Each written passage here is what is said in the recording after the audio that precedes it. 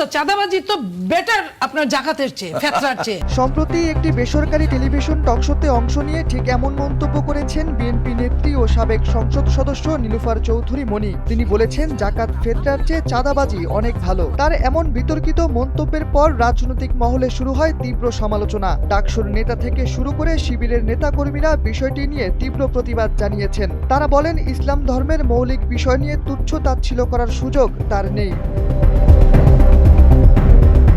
শুক্রবার রাতে টেলিভিশন টক শোতে অংশ নিয়ে নীলুফার চৌধুরী চাঁদাবাজি প্রসঙ্গে বলতে গিয়ে আরো বলেন, চাঁদাবাজি তো বেটার আপনার জাকাত ফেতরার চেয়ে। আমি আবারও বলছি, চাঁদাবাজির শাস্তি আছে, মার্ডারের শাস্তি আছে। অ্যাটেম্পট টু মার্ডার আর মার্ডারের শাস্তি তো এক না। বিএনপি নেত্রীর এমন মন্তব্যে কড়া সমালোচনা করে ডাকসু নেতা এবি জুবায়ের তার ফেসবুকে লিখেছেন,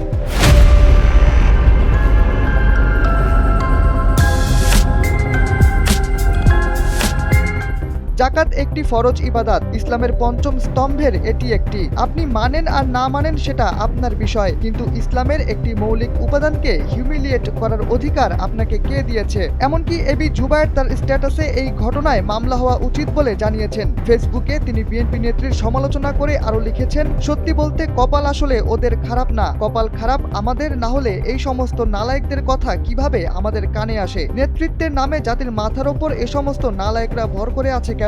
দুর্ভাগ্য আমাদের। একই প্রসঙ্গে গণ অধিকার পরিষদের মুখপাত্র ফারুক হাসান বলেছেন, ধর্মীয় বিষয় নিয়ে এমন আচরণ কোনোভাবেই কাম্য নয়। রাজনৈতিক মাঠে তর্ক বিতর্ক আলোচনা থাকবেই, তবে ইসলাম ধর্মের মৌলিক বিষয়গুলো নিয়ে কেউ তুচ্ছ তাচ্ছিল্য করতে পারে না, করার কোনো সুযোগ নেই। শাহরিয়ার আহমেদ, এনপিবি।